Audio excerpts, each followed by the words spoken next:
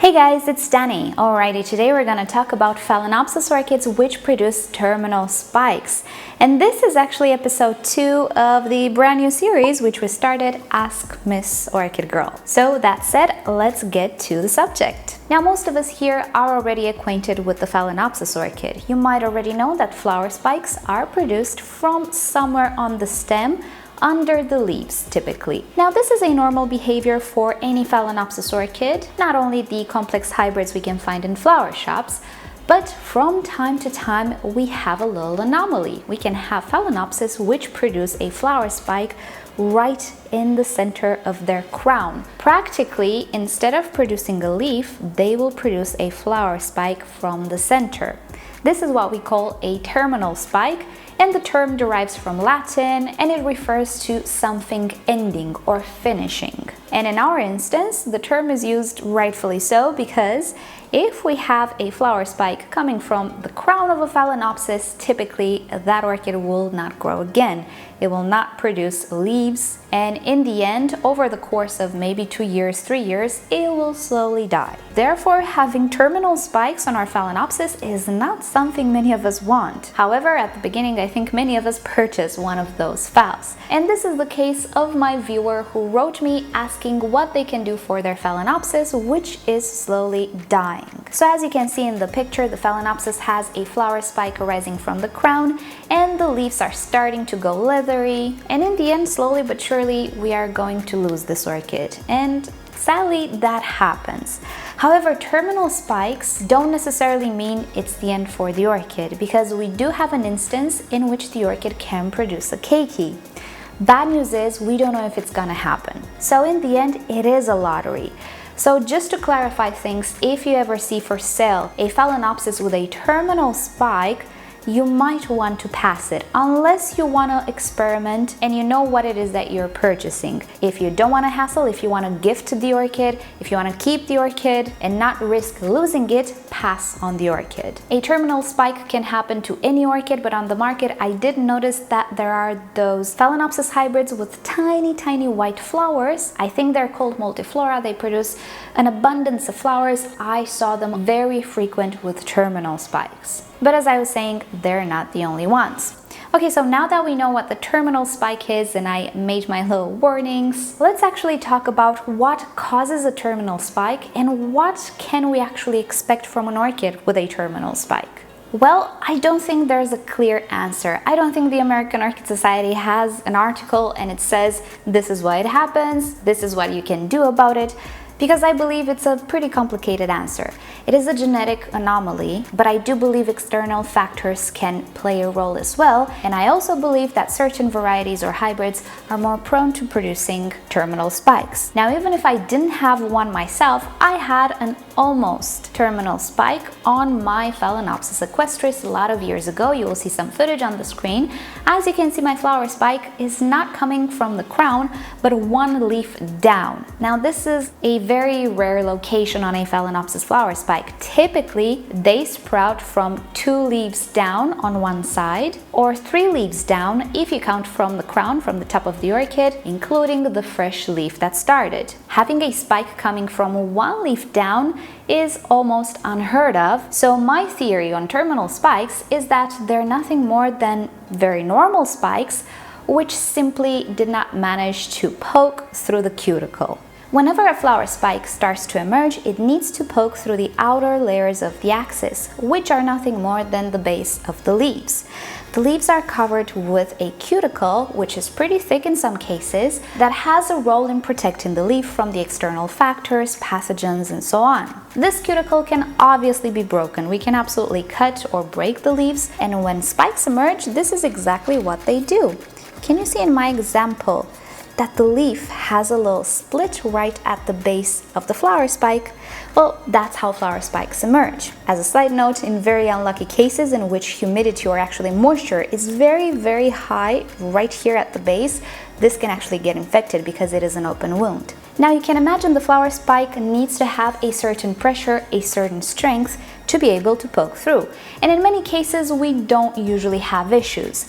But I personally had Phalaenopsis orchids which produce flower spikes coming more at a steep angle and some more at, let's say, of a 45 angle in regards to the axis, or even they were flush with the axis. I believe that these flower spikes just had a little bit of an issue poking through, and they were just pressed by the cuticle to grow upwards. So let's imagine this is the cuticle, this is the growth node inside the orchid. The flower spike starts to grow, it reaches the cuticle, but it's not strong enough, so it goes a little bit upwards. And it continues to grow this way until it has enough strength to just poke through. And pretty much that's how flower spikes emerge. Well, sometimes this ingrowth, let's say, can continue further up. So they will not poke through this joint, they might poke through the next one. And I believe this is the case with my Tetraspis orchid. I believe these little anomalies give us a glimpse on how terminal spikes are actually created. I believe they're normal spikes which just travel along the axis, and being that the crown is the most fragile and most tender part of the orchid, they find a way out through the crown. It is actually much easier for them to break through newly produced leaves, and this happens in the crown, rather than try to poke through a 2-year-old leaf or a 1-year-old leaf, which is already hardened off and has a well-formed cuticle. So what is the problem then? If it's just a normal flower spike that took a little shortcut, why does it mean the orchid stops growing? Well, because in its way out of the crown, it actually completely damages the growth point. And this happens most of the times. However, though, there are some instances where the crown still starts to produce leaves. And this is because the flower spike might have just missed the growth point. It might have emerged more to the left or to the right, not necessarily from the center, case in which the orchid can still start to grow leaves dodging the flower spike. But most often than not, the crown is completely destroyed. So if the crown is destroyed, the orchid does exactly what it would do if it would have suffered from crown rot. Crown rot is actually a very similar instance to a terminal spike, but we are dealing with a pathogen, we are dealing with an infection that we need to stop. And just a little side note, check the description down below if you want to learn more about how to treat crown rot, in my way of course, with household products. So in the case of crown rot, we have a completely destroyed growth point. Therefore, the orchid cannot produce any more leaves. And if you've ever had this happen, you know that most often than not, the orchid will start to produce either a basal keiki or a spike keiki. This is the orchid's first line of defense whenever the crown is damaged. A keiki is a clone or a replica of the orchid. And even if the mother plant cannot grow and survive anymore, it can survive long enough to produce a keiki and to feed it until it grows and matures, produces roots, and can live on its own. Now, the keiki can actually sprout from 3 places, not 2. I'll show you first the rarest place. Now, this is my Phalaenopsis with oily leaves. If you don't remember her, check the video down below. I purchased it with very, very oily top leaves, which were completely suffocated along with the crown. And in the end, they yellowed and fell off. And the orchid actually produced a keiki.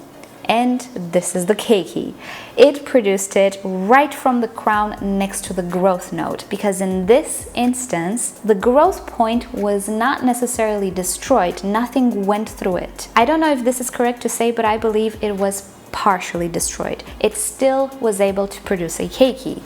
And I know this is a keiki, not the continuation of the crown, because the orchid had perfect roots. It had quite a few old leaves to photosynthesize, and what sprouted from next to the old crown, this was the old crown, as you can see here, what sprouted next to it started to produce a very, very tiny leaf, and then a little bit of a bigger leaf, and then a larger leaf, and so on and so forth until it reached full size.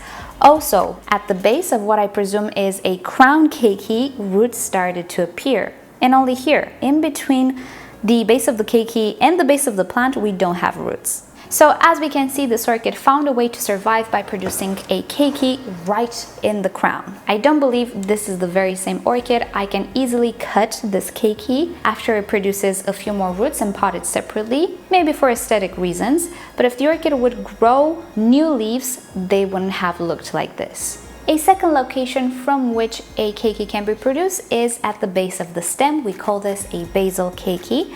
And in my example, I have a destroyed crown. I cannot tell you why because I don't know the reason, but this orchid stopped growing about a year and a half ago. It did nothing, although it had roots, it's still growing roots, the leaves were okay. But lately I can see that the leaf on the top is starting to completely die off, and also there's something here in the center. I don't know if it's a folded leaf or a folded flower spike or whatever happened here. I believe it destroyed the crown. Therefore, the orchid started to grow a keiki.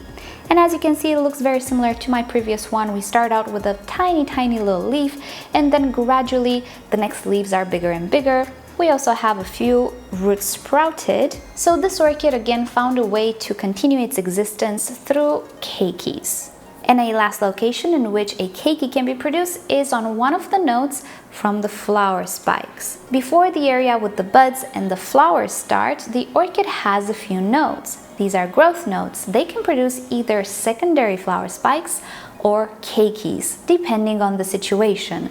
A Phalaenopsis orchid with a damaged crown can actually prompt a keiki to form rather than a secondary spike or rather than nothing. And as long as the orchid has energy, it will continue to feed that keiki. And in my experience, it kind of lasts for about 2 years, maybe 3 years, maybe a little bit more. So in all instances in which the crown is damaged, but the axis is still okay to support the older leaves and of course the roots, the mother plant will try to self-propagate through the apparition of a keiki. But it doesn't happen all the time. And like in the case of my viewer, sometimes the orchid can just bloom, deplete itself, start to dry the flower spikes, start to become droopy, and in that instance there is no more energy for a keiki. Now, of course you might say, well, why don't we cut the flower spikes? Well, because we don't know where the keiki will be produced. Some orchids will prefer basal keikis, while others spike keikis. If we cut the spikes, we eliminate one of the possibilities, therefore one of the chances of propagating the orchid. When we are dealing with an orchid which has a terminal spike, even the terminal spike, we should let it be, and if we do want to cut it, we can do so above a node and let as many nodes available to the orchid for propagation. In many cases, the orchid will start to produce a keiki, but in some cases it will not. Now we can also do something else. We can promote the apparition of a keiki on the flower spikes with the usage of keiki paste. Now this paste contains hormones, growth hormones to be more exact, and when applied to one of the nodes, it can actually induce a keiki, but not all the time. Sometimes it happens that we're gonna get a secondary branch. And actually, in many cases, we can only get secondary branches because we cannot really control the hormonal balance of the orchid. We can only hope to promote a keiki rather than a flower spike. So even if keiki paste can help us, if we have the bad luck and the orchid only produces secondary spikes, well, we kind of spend all of the nodes, aren't we? So what I propose and what I suggest you do if you ever have an orchid with a secondary spike which you want to propagate, leave all the flower spikes, don't cut anything. You can cut the portion with the flowers, yes, but leave the nodes. And if you have 2 flower spikes on your orchid, maybe try to put keiki paste on one of the spikes and let the other spike be. Observe what happens on the treated spike, and if you see it's a secondary spike, just cut it all together. Don't let the orchid invest and actually waste her energy, which is limited at this point, into secondary spikes. If you only have 1 spike, put keiki paste only on the top node and leave the other nodes alone. Why? Well, if you get a secondary spike, you can cut it from the top and you will still have the lower nodes. Whereas if you put keiki paste on the second node and you leave this one alone, if you get a secondary spike, you need to cut from here and you lose the first node. Try to increase your chances of propagation as much as possible. In some instances, an orchid which has a terminal spike might have another available eye on the stem to produce a flower spike. It might start to bloom again. It might be okay for another year, but again, I wouldn't let it concentrate on production of flowers, and at some point I would just cut that flower spike and maintain the nodes. The typical response is, of course, self-preservation. It will try to produce a keiki, But we're dealing with man-made hybrids here. Their gene pool is all mixed up. This happens because their gene pool is mixed up in the first place, so we cannot really count on them that they would still have their survival instinct and they will try to produce a keiki. In nature, maybe they would, but since we played around with their genes a little bit too much, you never know. So that's the bottom line. That's what I think. If you're a beginner or you want to keep that orchid or gift it, just don't buy terminal spike orchids. But if you see it in the store and you're curious and want to experiment and see for yourself how things work, absolutely. I just don't think you should pay full price for it. But of course, it's up to you. If you have an informed decision, then absolutely you can buy whatever you want. Alrighty guys, this was the video for today. Hope you've enjoyed the subject. And of course, if you have questions, email me at the email address you see on the screen right now. I'll do my best to answer, but I cannot guarantee that I will answer very fast. But I hope I can help you out. And you know the drill, like or dislike this video below.